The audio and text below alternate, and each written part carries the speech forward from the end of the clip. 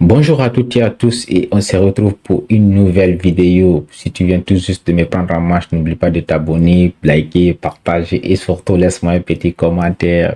Pour ceux qui étaient avec moi dans les précédentes vidéos, nous avons vu déjà comment configurer un serveur DHCP, un serveur DNS, un serveur messagerie, un serveur web, un serveur générique. Et aujourd'hui, on se retrouve avec une nouvelle vidéo qui consiste tout simplement la virtualisation. C'est quoi la virtualisation, les amis? Ou encore appelé les VM? C'est tout simplement un environnement, les VM, c'est-à-dire les machines virtuelles, c'est un environnement entièrement virtualisé qui fonctionne comme des machines physiques. Elle exécute son propre programme de système d'exploitation des OS. Voilà, et bénéficie de même des équipements, des équipements de machines physiques, c'est-à-dire le CPU, des mémoires de RAM, les disques durs, des disques durs et les cartes réseau, en fait. Et là, c'est quoi son importance? Vous savez, voilà, c'est tout cela qu'on va découvrir aujourd'hui dans cette vidéo, c'est-à-dire monter une machine VM. Et voilà, une machine virtuelle.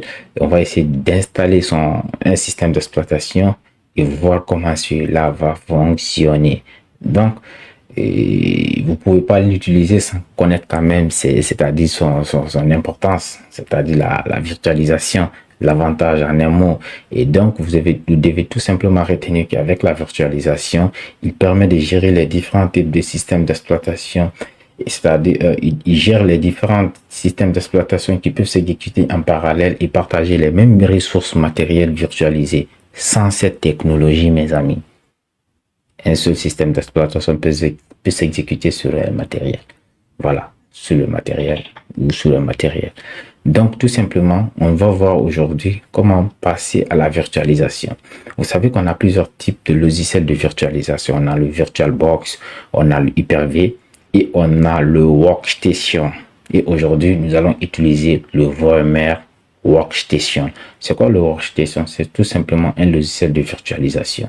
Et aujourd'hui, nous allons passer à Workstation. Je ne veux pas vous montrer comment installer quand même le Workstation. Voilà, vous partez sur l'internet, vous pouvez télécharger le logiciel, il est totalement gratuit et vous l'installez. Vous pouvez monter vos différents types de machines virtuelles.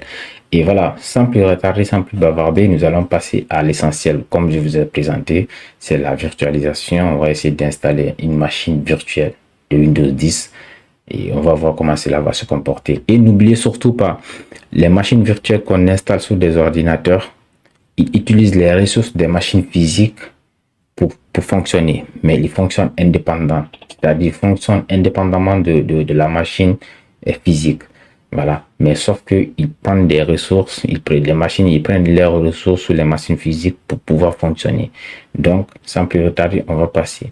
Donc, pour installer une machine virtuelle, les amis, il suffit d'ouvrir le logiciel de Workstation qu'on va aujourd'hui utiliser. Une fois que vous l'utilisez, l'interface, ça se présente ainsi. On a les trois côtés, ça veut dire que vous créez une machine virtuelle et là, vous ouvrez une machine déjà créée et là, vous vous connectez à un serveur. Et n'oubliez surtout pas, les machines virtuelles sont souvent utilisées pour gérer des serveurs, voilà, en ligne.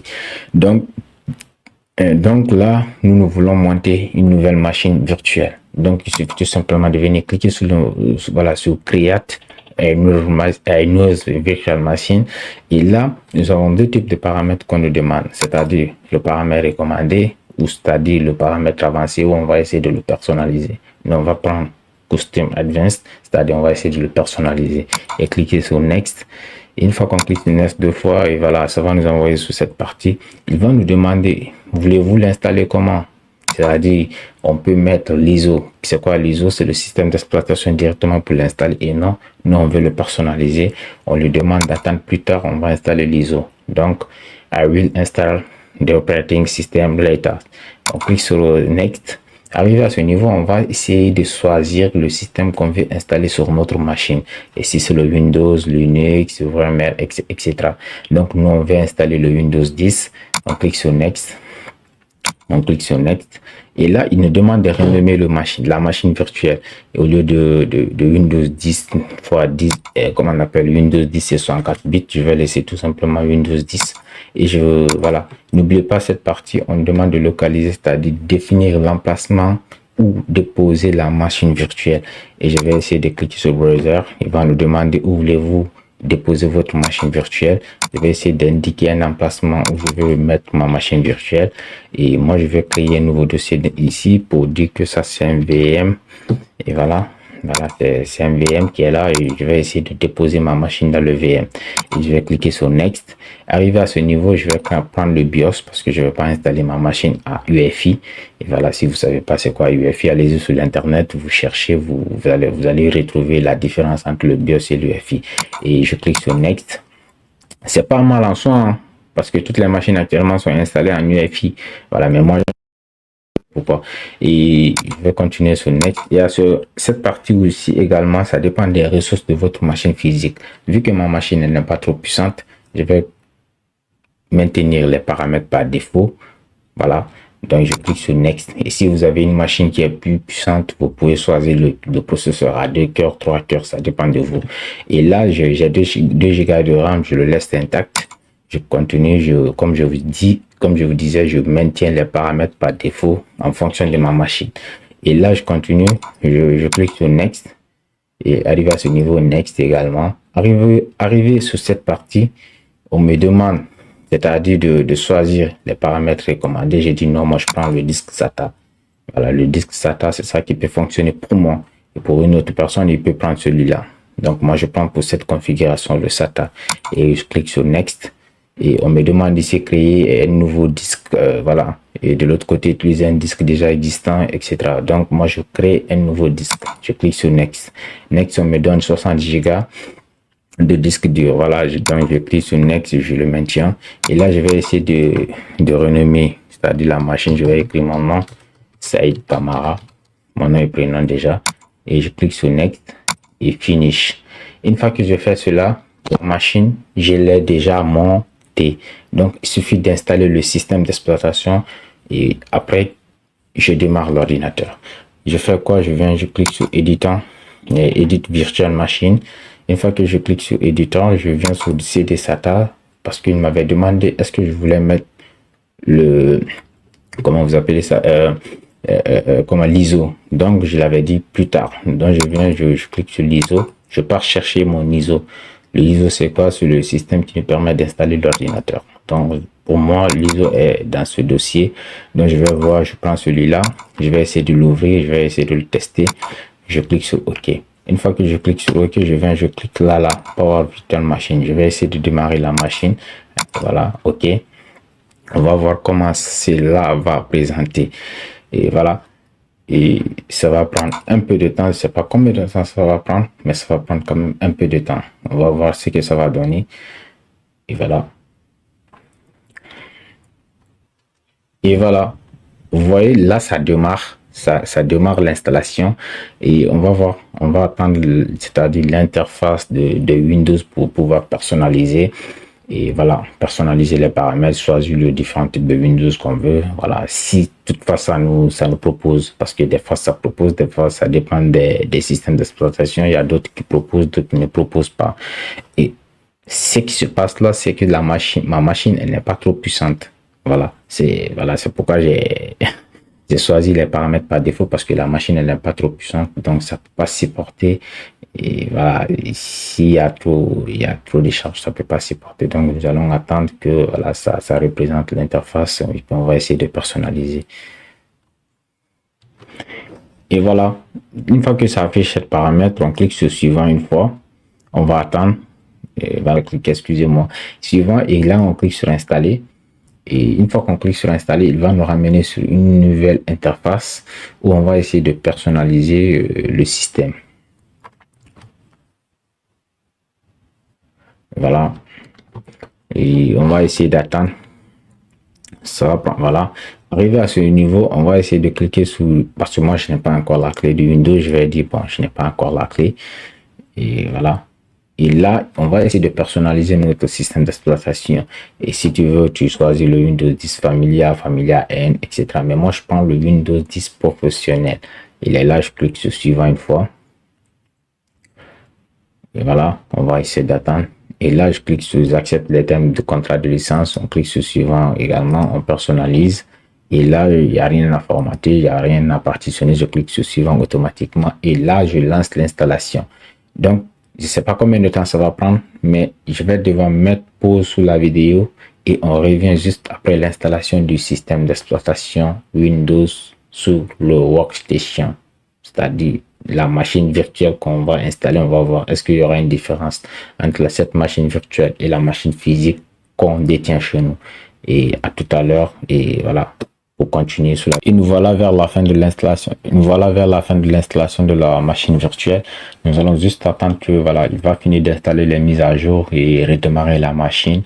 Et voilà, et je pense que ça serait tout bon. Et voilà, ça serait tout bon. On va voir maintenant l'interface. On va essayer de personnaliser l'interface pour voir est-ce qu'il y a une différence entre cette machine virtuelle et la machine physique qu'on a avec nous. Et là, c'est en train de... là, ça redémarre déjà la machine. Et on va attendre, c'est juste quelques secondes. Ça prend pas assez de temps. Et on va essayer de continuer. Et voilà, sur ce qu'on a commencé. Et ben... Voilà, il suffit juste d'attendre. Et si vous avez des questions, n'hésitez pas à me les poser, hein. Voilà. Et surtout, suivez cette vidéo parce que ça fera l'objet de l'installation d'une nouvelle machine virtuelle qui est le Windows Server 2022 qui va nous conduire à la configuration, c'est-à-dire du Windows Server créé, c'est-à-dire configurer un serveur avec son adresse IP statique, et en même temps configurer l'Active Directory. Et pour ceux qui savent c'est quoi l'Active Directory, c'est l'élément le plus important au sein d'une société pour les administrateurs système et réseau et qui permet de gérer pas mal de groupes. L'administration du système réseau regroupe dans Active Directory qui est quand même une vaste base de données et voilà, ça permet de créer des utilisateurs et voilà, définir, c'est-à-dire les protocoles de mots de passe, etc. Il y a pas mal de trucs qu'on peut faire. Il y a plein de choses qu'on peut faire dans l'Active Directory et ça fera la suite, ça fera l'objet de, ou ça fera la suite de l'installation du système Windows Server 2022 à la prochaine vidéo. Et donc, c'était tout, je crois, pour ce module pour l'installation d'une machine virtuelle. Et si vous voulez voir comment on peut encore installer cette machine virtuelle à travers le Hyper-V, et n'oubliez pas de le mentionner dans les commentaires, que ce soit dans Hyper-V, que ce soit, comment on appelle, sur VirtualBox, je le ferai avec plaisir.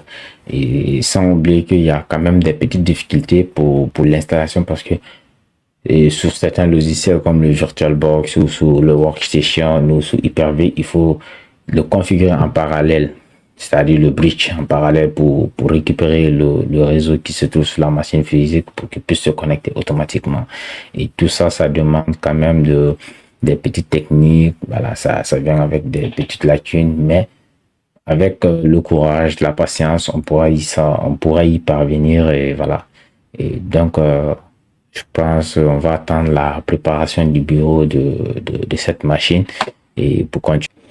Ben voilà, et la machine, elle a terminé son installation. Et là, on va attendre que ça nous redirige vers le bureau et tout.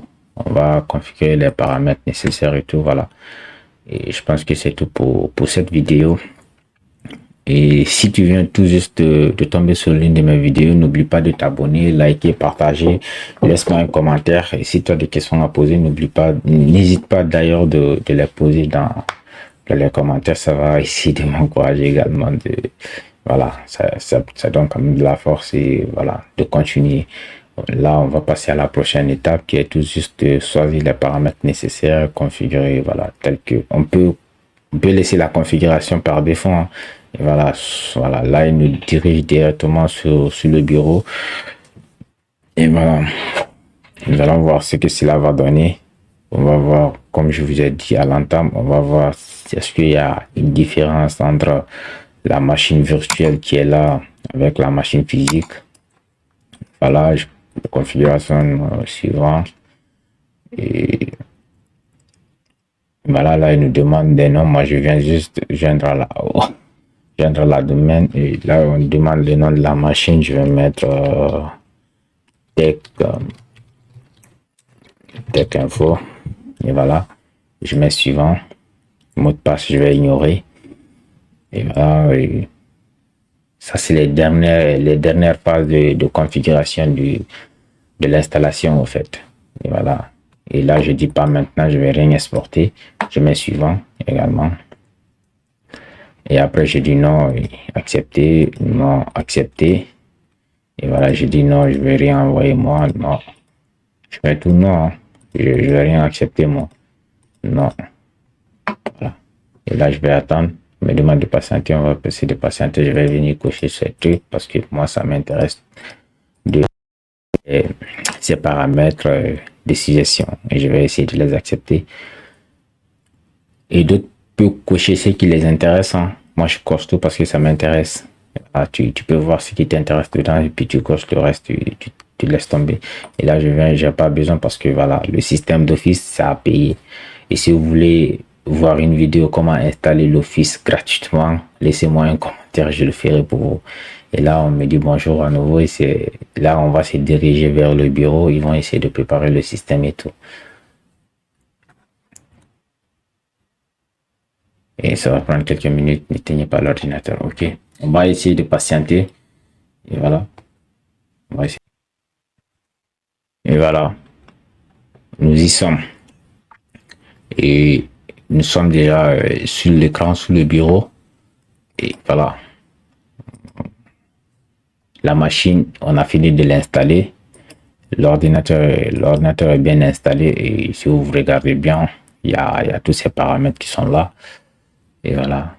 Et la résolution de l'écran, ça reste à désirer. On va voir comment on va s'y prendre, comment on va faire pour agrandir l'écran, pour voilà, pour prendre tout l'écran en place. Et voilà. Et là, la configuration, je vais essayer de dire non, je ne veux pas envoyer mes données, tout accepter, je vais essayer de le fermer. Et voilà notre machine, voilà notre ordinateur virtuel. Et n'oubliez surtout pas de suivre les étapes pas à pas. Et si vous avez des petites difficultés, n'hésitez pas également à me poser des questions. Et pour une dernière partie, on va essayer d'installer les tools. Les tools, ça permet de résoudre, c'est-à-dire l'imperfection de l'écran et tout. Et pour cela, vous venez cliquer là, on dit installer les tools. Et voilà. Une fois que vous installez les tools, vous revenez sous le menu démarrer de la machine virtuelle. Et là, on va essayer de chercher l'explorateur Windows qui est là. Voilà. On va essayer de l'ouvrir. Et là, une fois qu'on ouvre l'explorateur, on vient dans le CPPC, on vient là, on va essayer de l'installer tous. Et voilà, c'est cliqué 2 fois. Et on dit oui, on va accepter les conditions requises pour l'assistance. Il va essayer d'installer les tools pour nous, pour la résolution, pour la bonne résolution et éviter, c'est-à-dire les imperfections de l'écran au fait. Et voilà.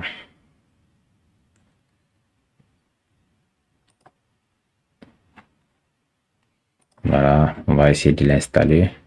Suivant. Et l'installation typique ou complète, on prend celui de complète, on met suivant, installer. On va attendre qu'il va installer les tools, c'est tout. Voilà. Ça prend juste quelques secondes, hein. Ça dure pas, ça prend pas du temps.